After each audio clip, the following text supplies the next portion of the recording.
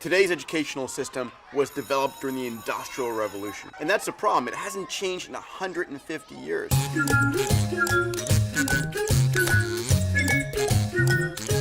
In the US, schools are falling apart. In Africa, they don't even exist. We are short millions of teachers. The problems of education seem incurable. But with a shift of perspective, we can turn learning scarcity into learning abundance.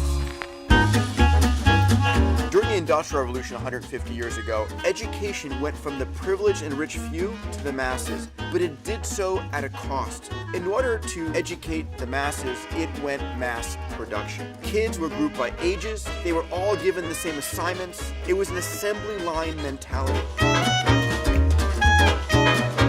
Old rote systems of learning don't work. So how do we teach kids to learn in the developing world?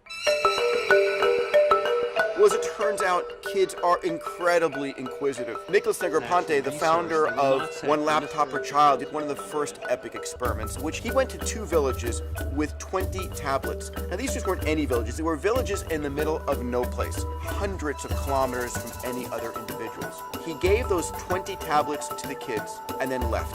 In the course of the first few hours, the first child learned how to turn a tablet on and showed that to the other kids. By the end of the day, those kids were using a dozen applications on those tablets. By the end of the first year, they had taught themselves ABCs and had begun to sound out words.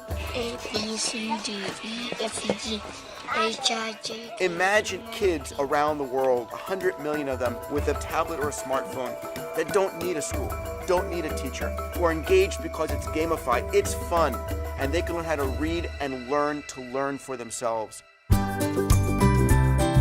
Technology is paving a new direction, not one in which you memorize answers, it's one in which you ask the right questions. Today, what's valued far more is creativity, collaboration, and critical thinking.